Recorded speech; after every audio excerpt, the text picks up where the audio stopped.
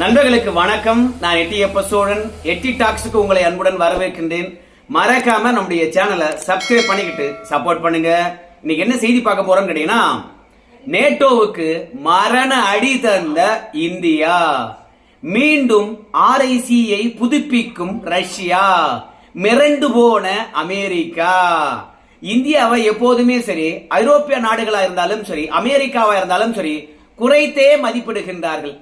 India எவனையாவது ஒருத்தனை சார்ந்துதான் வாழணும், அவன் நாட்டுல என்னடா இருக்குது அப்படின்னு சொல்லிட்டு நினைக்கிறாங்க ஐரோப்பிய நாடுகளும் மற்றும் அமெரிக்காவில் இருக்கிறவங்களும். அப்படி இல்லையா, குறிப்பா நம்மளதான் சார்ந்து இருக்க வேண்டும். நம்ம தாண்டி இந்தியாவுக்கு வேற யாரு உதவி பண்ண போறான்? இந்தியாவில் உற்பத்தி ஆகின்ற பொருட்களையும் நாம தான் வாங்கணும், நம்ம கிட்ட இருந்து தான் இந்தியா பொருளே வாங்கணும். அதனால உலகத்துல இந்தியா நம்மை தவிர்த்து விட்டு வேற எதுவுமே பண்ண முடியாது. அதனால இந்தியாவை மிரட்டலாம், உருட்டலாம் அப்படின்னு சொல்லிவிட்டு நேட்டோ நாடுகளும் சரி, அமெரிக்காவும் சரி, எப்ப பார்த்தாலும் எச்சரிக்கை விடுத்துக் கொண்டே இருக்கின்றார்கள். அப்படிதான் ட்ரம்பா இருந்தாலும் சரி, நேட்டோ நாடுகளுடைய தலைவராக இருக்கக்கூடிய மார்க் ரூட்டே அவர்களும் இந்தியாவுக்கு எச்சரிக்கை விடுத்திருக்கின்றார்கள். ஏற்கனவே ட்ரம்ப் அவர்களை பொறுத்த வரைக்கும் ரஷ்யாவுக்கு ஒரு இறுதி எச்சரிக்கை விடுத்திருக்கின்றார். 50 நாளைக்குள்ளாக ரஷ்யா போர் நிறுத்த ஒப்பந்தத்துக்கு கையெழுத்திடுவதற்கு தயாராகணும். அப்படி இல்லை என்றால் 2ஆம் கட்ட பொருளாதார தடை விதிப்பதற்கு நாங்க தயாராயிருக்கிறோம். தடை வேண்டுமா இல்ல போர் நிறுத்தம் வேண்டுமா முடிவு பண்ணிக்க அப்படின்னு அமெரிக்கா எச்சரிக்கை விடுத்தது. உடனடியாக நேட்டோ நாடுகளுடைய தலைவர் மார்க் ரூட்டோ அவர்கள் இந்தியா, ரஷ்யா மற்றும் சீனா மற்றும் பிரேசில் இந்த நாடுகளுக்கு அவர் மிரட்டல் உருறார். என்ன மிரட்டல் உருறாருன்னு கேட்டீங்கன்னா, இந்தியா, பிரேசில், சைனா இந்த நாடுகள் ரஷ்யாவிடம் இருந்து வர்த்தகம் செய்வதை முழுமையாக நிறுத்தணும். அப்படி நிறுத்தலன்னு வச்சுங்களேன், நாங்க இந்தியா, பிரேசில், சைனா இந்த 3 நாடுகள் மீதும் 2ஆம் கட்ட பொருளாதார தடை விதிப்போம். ரஷ்யாவை விட இந்த 3 நாடுகள் தான் அதிகமாக பாதிப்பை சந்திக்கும். பார்த்துக்குங்க, இந்த 3 நாடுகளும் பெரிய நாடு, இந்த 3 நாடுகளும் வளர்ந்து வருகின்ற நாடு, இந்த 3 நாட்டிலையும் ஏகப்பட்ட மக்கள் இருக்கிறாங்க. இந்த 3 நாடுகள் மீதும் பெருசா பொருளாதார தடை கிடையாது. ஆனா நாங்க ரஷ்யாவில் 2ஆம் கட்ட பொருளாதார தடை விதிக்கின்ற பொழுது இந்த 3 நாடுகளுக்கும் சேர்த்து பொருளாதார தடை விதித்தோம் என்றால் இந்த நாடுகளுடைய நிலைமை என்ன ஆகும் யோசனை பண்ணி பார்த்து ரஷ்யாவுடன் வர்த்தகத்தை நிறுத்துங்க, இல்லையா நாங்க சொல்றத நீங்க செய்யுங்க அப்படின்னு நேட்டோ தலைவர் மார்க் ரூட்டோ அவர்கள் பாத்தீங்கன்னா இந்தியாவுக்கு எச்சரிக்கை விடுத்திருக்கின்றாரு. அவங்க என்ன சொல்றாங்களாம் அப்படின்னு பார்க்கும்போது, ரஷ்யாவுக்கு இந்த 3 நாடுகளும் அழுத்தம் தரணுமா. ரஷ்யா நீ உக்ரைனுடன் பாத்தீங்கன்னா அமைதி ஒப்பந்தத்துல கையெழுத்து போடணும், போர் நிறுத்தத்துக்கு ஒத்துக்கணும். அப்படி ஒத்துனா தான் நான் உங்ககிட்ட பாத்தீங்கன்னா வியாபாரத்தை பார்ப்பேன், இல்லனா எங்களுக்கு இருக்கவே இருக்கு நேட்டோ நாடுகள், 2வது ஐரோப்பிய யூனியன் மற்றும் அமெரிக்க நாடுகள், அதனால உங்களை நாங்க கைவிட்டுருவோம். சோ எங்க நாட்டு உறவு வேண்டுமா இல்ல உக்ரைனுடன் போர் வேண்டுமா முடிவு பண்ணிக்க அப்படின்னு சொல்லிவிட்டு சீனா, இந்தியா, பிரேசில் இந்த 3 நாடுகளும் ரஷ்யாவுக்கு அழுத்தம் தரணுமா. அப்படி அழுத்தம் தரவில்லை என்றால் இந்தியா மற்றும் பிரேசில், சைனாவுக்கு பெரும் இழப்பு ஏற்படும், நாங்க ஏற்கனவே முடிவெடுத்துட்டோம் அப்படின்னு சொல்லிட்டு நேட்டோ நாடுகளுடைய தலைவர் மார்க் ரூட்டோ அவர்கள் அமெரிக்காவில் இருக்கக்கூடிய செனட்டர்கள் மத்தியில பேசிட்டு பிறகு இந்தியாவுக்கு இறுதி எச்சரிக்கை விடுத்திருக்கின்றார். அந்த ஆலோசனை கூட்டத்தில் செனட்டர்கள் என்ன கருத்தை தெரிவித்தார்களாம், பாருங்க, ரஷ்யாவுக்கு ஆயுதம் வழங்குதோ இல்லையோ இந்த நாடுகள், ஆனா பணத்தை கொடுக்கறாங்க. இப்படி பணத்தை கொடுப்பதனால ரஷ்யா தைரியமாக பாத்தீங்கன்னா ஆயுதங்களை உற்பத்தி செய்யுது. இந்தியா உணவை கொடுக்குது, சீனா பணத்தை கொடுக்குது, பிரேசில் மூலப்பொருட்களை கொடுக்குது. சோ மொத்தத்துல ரஷ்யாவுக்கு என்னென்ன தேவையோ அடிப்படையில அவற்றை எல்லாம் இந்த 3 நாடுகளும் பூர்த்தி செய்வதன் காரணமாகத்தான் இந்த உக்ரைன் மீது ரஷ்யா போர் தொடுப்பதை நிறுத்தவே இல்லை. ஏற்கனவே ட்ரம்ப் அவர்களை பொறுத்த வரைக்கும் ஒரு விஷயத்தை சொல்லியிருந்தார். ஆனா ரஷ்ய அதிபர் புட்டினை பொறுத்த வரைக்கும் நல்லா பேசுறாருப்பா, போன்ல போரே விரும்பாத மாதிரி பேசுறாருப்பா. இவரை மாதிரி அமைதியை விரும்புறவர் யாராவது இருக்க முடியுமா அப்படின்னு நமக்கு எண்ணமே தோன்றுதுப்பா. சரி, கண்டிப்பாக நம்ம கிட்ட பேசிட்டாரு, இனி உக்ரைனை தாக்க மாட்டாரு அப்படின்னு நினைச்சா மெயின் இடத்தையே வந்து பாத்தீங்கன்னா நம்ம கிட்ட பேசிட்ட பிறகுதான் தாக்குதலையே தொடுத்து அழிக்கிறாரு. சோ ரஷ்ய அதிபரை பொறுத்த வரைக்கும் புரிந்து கொள்ளவே முடியல. போர் விரும்பாதவர் மாதிரி காட்டிக்கிட்டு, ஆனா போரை மட்டுமே நேசிக்கக்கூடிய ஒரு தலைவராக புட்டின் இருக்கின்றார். இந்த மனநிலை மாற வேண்டும். 50 நாள் தான் கெடு அப்படின்னு. சோ ரஷ்யாவுக்கு பேர் உதவி செய்யக்கூடிய இந்த 3 நாடுகளை நாம அடக்கணும்னா கண்டிப்பா ரஷ்யா இறங்கி வரும் அப்படின்றது நேட்டோ நாடுகள் மற்றும் அமெரிக்காவுடைய எண்ணமா இருக்கு. அதுக்கு இந்தியா என்ன சொல்லிருக்கு தெரியுமா? ஏன்னா நேட்டோ நாடுகளை பொறுத்த வரைக்கும் பெரிய பணக்கார நாடுகள், அமெரிக்கா விட ஒரு பெரிய பணக்கார நாடு வேணும். அதனால இந்தியாவை பொறுத்த வரைக்கும் இவங்க நம்மளுக்கு எதிராக குரல் கொடுத்தாங்கன்னா இந்தியா பயந்துடும் அப்படின்னு நினைச்சாங்க. ஆனால் நேட்டோ நாடுகளுக்கு இந்தியாவுடைய வெளியுறவுத்துறை செயலாளராக இருந்தாலும் சரி, அதே மாதிரி வெளியுறவுத்துறை செய்தி தொடர்பாளர் ரந்தீர் ஜெய்ஸ்வால் அவர்களாக இருந்தாலும் சரி, நம்முடைய பெட்ரோலியத்துறை அமைச்சர் ஹர்தீப் சிங் பூரி அவர்களாக இருந்தாலும் சரி, செம்ம பதிலடி கொடுத்திருக்காங்க. என்னன்னா நேட்டோ நாடுகள் இரட்டை நிலைப்பாடு கொள்ளக்கூடாது அப்படின்னு சொல்லியிருக்காங்க. இந்த ஒத்த வார்த்தைய நேட்டோ நாடுகள் தூக்கு மாட்டின்னு சாவலாம் மானம் இருந்தா. என்ன இரட்டை நிலைப்பாடு அப்படின்னா, இப்ப நாம ரஷ்யாவுக்கு பொருளாதார ரீதியாக உதவி பண்ணிக்கொண்டே இருக்கிறோமா, ஆனா அவங்க என்ன பண்றாங்க? ஒரு பக்கம் உக்ரைனுக்கு ஐரோப்பிய நாடுகள் அத்தனை நாடுகளும் வந்து நிதி உதவி செய்கிறது. ட்ரம்ப் ஆட்சிக்கு வந்ததுல இருந்து உக்ரைனுக்கு ஆயுதம் தரமாட்டேன் அப்படின்னு தெளிவான முடிவில் இருந்தார். உக்ரைனை பொறுத்த வரைக்கும் இருக்கின்ற ஆயுதத்தை வச்சு பாத்துக்கப்பா, நான் ஆயுதமே தரமாட்டேன். ஏற்கனவே இருந்த பைடனை பொறுத்த வரைக்கும் கனிம வளங்களுக்கு ஆசைப்பட்டு உங்ககிட்ட ஆயுதத்தை கொடுத்து பார்த்தாரு. ஆனா நீ வந்து பாத்தீங்கன்னா ரஷ்யாவை எதிர்த்து சண்டை போடுற, ஆனா எங்களுக்கு கனிம வளத்தை கொடுக்கவே மாற்ற. எத்தனை நாளைக்கு தான் தண்டத்துக்கு நாங்க வந்து பாத்தீங்கன்னா ஆயுதம் கொடுப்பது, நான் தரமாட்டேன் அப்படின்னு ட்ரம்ப் சொல்லிட்டார். ஆனால் ரஷ்யா போர் நிறுத்தத்துக்கு ஒத்துக்கும் அப்படின்னு நினைச்ச ட்ரம்ப்புக்கு ஏமாற்றம்.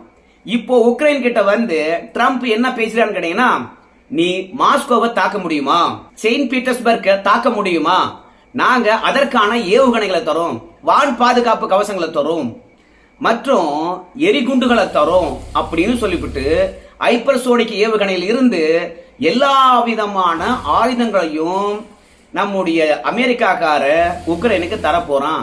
குறிப்பா பேட்ரியாட் ஏவுகணையை வந்து பாத்தீங்கன்னா உக்ரைனுக்கு தரப்போறான். அதெல்லாம் லாங் ரேஞ்ச் க்ரூசி மிசில். அது எவ்வளவு பெரிய சேதத்தை ஏற்படுத்தும் என்று உங்க எல்லாருக்கும் தெரியும். ஈராக் மீது அன்றைக்கு ஜார்ஜ் டபிள்யூ புஷ் அவர்கள் பயன்படுத்துறார். சோ அவ்வளோ மோசமான ஆயுதங்களை ஒரு பக்கம் உக்ரைனுக்கு அமெரிக்கா தர போறாங்க. ஐரோப்பிய நாடுகள் வந்து பாத்தீங்கன்னா இந்த ஆயுதத்துக்கான பணத்தை தர போறாங்க.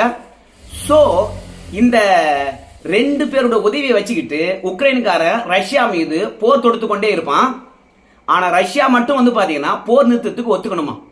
இதுக்கு ட்ரம்ப் என்ன சொல்றாருன்னு கேட்டீங்கன்னா, ரஷ்யாவுக்கு பெருத்த சேதத்தை ஏற்படுத்தினாலன்றி இந்த போரினுடைய தீவிரத்தை புட்டின் அவர்கள் உணர்ந்து கொள்ள மாட்டாரு. அதனால நாங்க ரொம்ப ஹெவியான ஆயுதங்களை தரோம், ரஷ்யாவை போட்டு அடி சேதாரங்களை பார்க்கட்டும், அப்பதான் போர் நிறுத்தத்துக்கு ஒத்துக்குவாருன்னு சொல்லிவிட்டு இதுவரைக்கும் கொடுக்காத கனரக ஆயுதங்களை வந்து பாத்தீங்கன்னா உக்ரைனுக்கு அமெரிக்கா தரப்போகுது.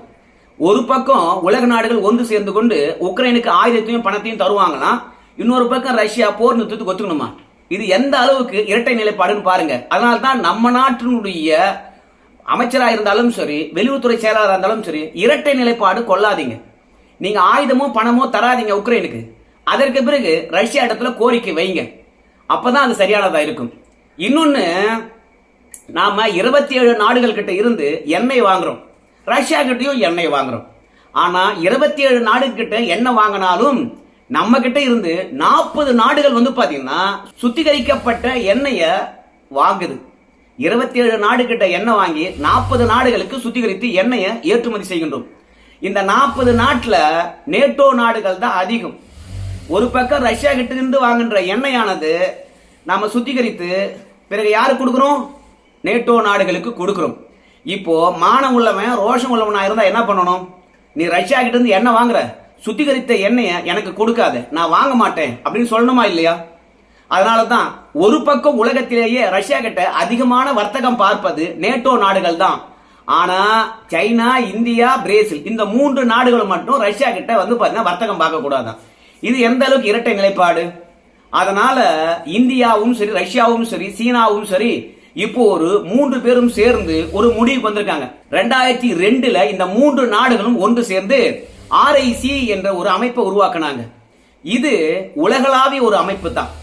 இந்த 3 நாடுகளும் ரஷ்யா, இந்தியா, சைனா, இந்த 3 நாடுகளுடைய கூட்டமைப்பானது நம்ம நாட்டு நலன்கள், உலக நலன்கள், இவை 3ஐயும் ஒன்றிணைத்ததுதான் அப்படின்னு சொல்லிட்டு அன்றைக்கு ஒரு கூட்டமைப்பை உருவாக்குனாங்க. அதன் மூலமாக நம்முடைய தேவைகளும் பூர்த்தி செய்து கொள்ள வேண்டும், நம்ம நட்பு நாடுகளுடைய தேவையும் பூர்த்தி செய்யணும் அப்படின்றதுக்காக RICயை உருவாக்குனாங்க. ஆனா 2019 வரைக்கும் இந்த கூட்டங்கள் தொடர்ச்சியாக நடந்து கொண்டிருந்தது. 2020ல கொரோனா மற்றும் கல்வான் தாக்குதல், அதன் காரணமாக ரஷ்யா, இந்தியா, சைனா என்ற RICயினுடைய அமைப்பானது அப்படியே கைவிடப்பட்டது. இப்போ ரஷ்யாவை பொறுத்த வரைக்கும் எவன் ஒன்னாலும் நம்ம மீது ஏறி அடிக்கலான்னு பாக்குறான், நம்மளால் தாங்க முடியாது. அதனால நமக்கென்று ஒரு அமைப்பை உருவாக்க வேண்டும். நம்முடைய நலன்கள், நம்ம நாட்டு பாதுகாப்பு, நம்முடைய வணிகம், நம்ம நட்பு நாடுகளுடைய உறவு, சோ நமக்கென்று வந்து பாத்தீங்கன்னா ஒரு கொள்கையை வகுத்து RIC என்ற அமைப்பை மீண்டும் உருவாக்கலாம் அப்படின்னு சொல்லிட்டு ரஷ்யா முன்னெடுத்து இருக்கிறது. சைனா வந்து பாத்தீங்கன்னா ஏக குஷியில் ஆயிடுச்சு. அமெரிக்காவுடன் வர்த்தக போர் இருக்கின்ற இந்த நேரத்துல ரஷ்யாவுடைய முன்னெடுப்பு ஆக்கப்பூர்வமானதா இருக்கிறது. சோ இந்தியாவை சமாதானப்படுத்துங்க அப்படின்னு சொல்லிட்டு ரஷ்யா கிட்ட சீனா வேண்டுகோள் விட்டு இருக்குது. இந்தியா மட்டும் இப்ப ஒத்துக்குச்சுன்னா ஏற்கனவே கல்வான் பிரச்சனையினால கைவிடப்பட்ட RIC ஆனது புதுப்பிக்கப்படும். இந்த 3 நாடுகளும் ஒன்னு சேர்ந்துச்சுன்னா உலக நாடுகளுடைய ஒத்துழைப்பும் தேவையில்ல, நேட்டோ நாடுகளுடைய ஒத்துழைப்பும் தேவையில்ல. இங்க இருக்கின்ற பொருட்கள் சைனாவுக்கும் ரஷ்யாவுக்கும், அங்க இருக்கின்ற பொருட்கள் இந்தியாவுக்கும் வருவதற்கான வாய்ப்பு இருக்குது. இந்த 3 நாடுகளே போதுமப்பா நம்முடைய உள்நாட்டு தேவையை பூர்த்தி செய்வதற்கு. இந்தியாவுக்கு அதிகமா தேவைப்படுவது ரேர் எர்த் எலிமெண்ட், 2வது எண்ணெய் பொருள். ரேர் எர்த் எலிமெண்ட்டை பொறுத்த வரைக்கும் சைனா மற்றும் தைவான் இடத்துல இருக்குது. நாம RICயை புதுப்பித்தோம் என்றால் நாம அமெரிக்கா போன்ற நேட்டோ நாடுகளை சார்ந்திருக்க வேண்டிய அவசியம் கிடையாது. அதே மாதிரி பெட்ரோலிய ப்ராடக்ட் ரஷ்யா கிட்ட ஏகப்பட்டவை இருக்குது. இப்பொழுதே நாம வந்து பாத்தீங்கன்னா 42% வந்து பெட்ரோலிய பொருட்கள் அங்கிருந்து தான் வாங்குறோம். ஒரு பேரல் வந்து $60 வாங்குறோம் ரஷ்யா கிட்ட. ஆனா உலகளாவிய ஒரு பேரல் கச்சா எண்ணெய் எவ்வளவு தெரியுமா? $70. $10 கம்மியா தான் கொடுக்குது நமக்கு ரஷ்யா. அதனால இந்த 3 நாடுகளுடைய கூட்டமைப்பு என்பது இந்த நேட்டோ நாடுகளுக்கு மரண அடியா இருக்கும். ஓகே, நாம எல்லாம் முன்னெடுக்கலாம் அப்படின்னு கைவிடப்பட்ட RICயை மீண்டும் புதுப்பிக்கின்ற வேலையில ரஷ்யா இறங்கி இருக்குது. வெற்றிகரமாக பேச்சுவார்த்தை நடந்து எது எதெல்லாம் இந்தியாவுக்கு சாதகம், எது எதெல்லாம் ரஷ்யாவுக்கு சாதகம், எது எதெல்லாம் சைனாவுக்கு சாதகம், யார் விட்டு கொடுக்கணும் என்றெல்லாம் ஒருமித்த கருத்துடன் வந்தாங்கன்னா எல்லை பிரச்சனையும் தீரும். நம்முடைய எதிரிகளும் வந்து பாத்தீங்கன்னா பயம் கொள்வார்கள். அதனால RIC வருவதும் நேட்டோ நாடுகள் வந்து பயம் கலந்த ஒரு உதறலை நம்மிடம் வெளிப்படுத்தி இருப்பதும் நன்றாக தெரிகிறது. அதோட இந்தியாவை பொறுத்த வரைக்கும் ரஷ்யா கிட்ட வர்த்தகம் பார்க்காதீங்க அப்படின்னு நேட்டோ நாட்டு தலைவர் சொன்னார் இல்லையா, அதுக்கு என்ன சொல்றாங்க கேட்டீங்கன்னா, நீங்க சொன்ன கருத்து நாங்க வந்து பாத்தீங்கன்னா காதுல வாங்கி தான் வச்சிருக்கோம். 2வது, நீங்க என்ன மாதிரியான வழியில போறீங்க என்பதையும் உன்னிப்பாக கவனித்துக் கொண்டுதான் இருக்கிறோம். உலகத்தினுடைய நிலைப்பாடு என்ன என்பதையும் நாங்க பார்த்துக்கிட்டு தான் இருக்கிறோம். 2வது, எங்க நாட்டுடன் எந்த நாடு உறவில் இருக்குதோ அந்த உறவையும் நாங்க தீவிரமாக பரிசீலித்துக் கொண்டுதான் இருக்கின்றோம். ஆனாலும் எல்லா விஷயத்தையும் கவனித்துக் கொண்டிருக்கின்ற இந்தியாவுக்கு ஒரு முக்கியமான விஷயம் இருக்குது.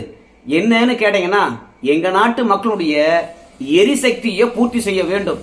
அதனால எங்களை பொறுத்த வரைக்கும் குறைந்த விலையில எங்க எண்ணெய் கொடுத்தாலும் அங்க வாங்குவோம். அதான் எங்களுடைய நிலைப்பாடு.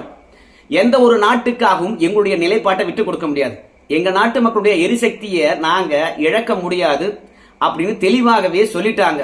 அது மட்டும் இல்ல, ரஷ்யா கிட்ட வாங்க கூடாது அப்படின்னு நீங்க சொன்னீங்கன்னு வச்சுங்களேன், குறைந்த விலையில நீ எங்க எண்ணெயை வாங்கிக்கங்க அப்படின்னு நீங்க கை காட்டினாலும் சரி, அங்க நாங்க வாங்க தயாரு அப்படின்னு இந்தியா சொல்லிக்குது.